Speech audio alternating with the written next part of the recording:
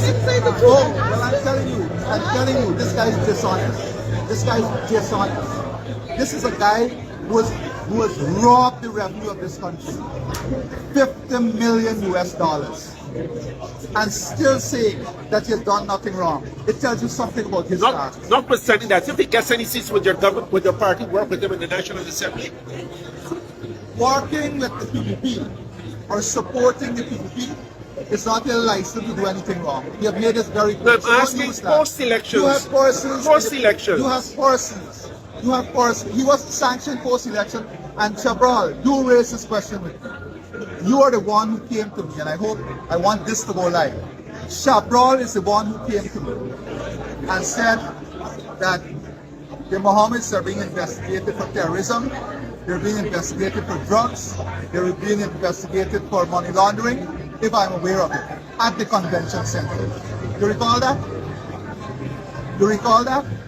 And you asked me if what is my relationship with the Mohammeds. At that time, I told you I know Mrs. Mohamed, Shell Mohamed, since I'm a boy going to school.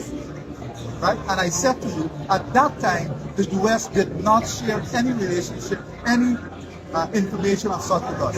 And once that information is shared, then the necessary action will be taken.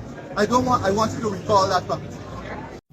Good morning, Tacos. Good morning, Tacos. Blessed Friday to everybody. Juma Mubarak. Today is a holy day, a sacred day. I hold today a sacred day to me. I was talking, right? People is talking about I is a racist, and I only talk about Afro-Guyanese, right? I don't know, but I'm not racist.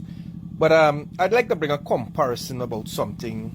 It run through my mind whole night last night to show people that the PPP is a racist party and a racist government.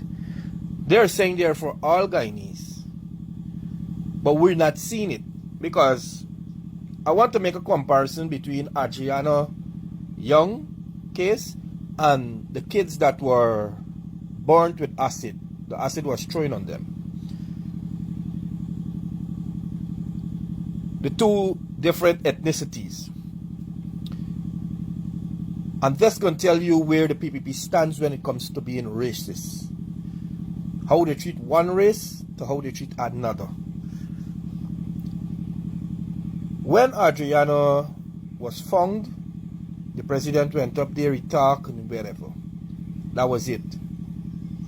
The next time he met that family,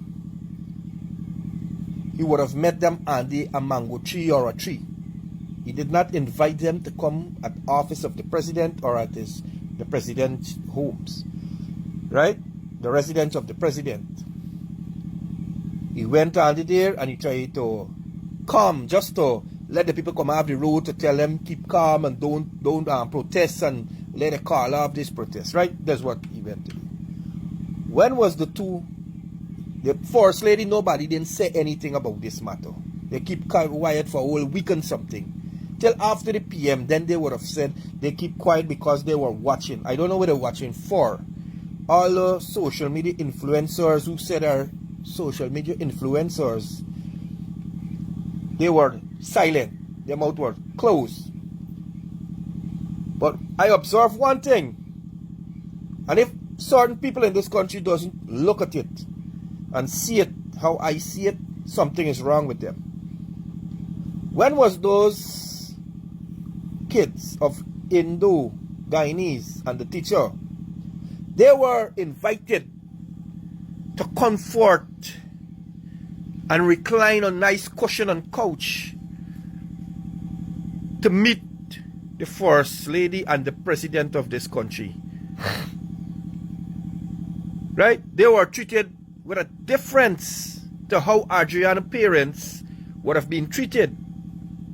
I want y'all to look at the comparison. I'm bringing it to you guys. Look at the kids with the teacher. They were invited to the office of the president. They sit there and they had I guarantee they give them juice and they give them some goodies and things, right? You see how everybody outpoured, they tried to think. In less than 24 hours, they said they're going to recognize the people them who did this act. Right? So, I want you guys to look for yourself and see if it's one Guyana these people are talking about. Where is the one Guyana they are talking about? When one ethnicity gets treated better than the other, and being marginalized. This is my observation. One sits in comfort while one sits in the sun under a tree. Has to sit under a tree in grief. Whereas one set sits in comfort and reclines on cushions on couch. Hey, my grandpa in the house. Peace out. Enjoy the rest of y'all day. Y'all reflect on that.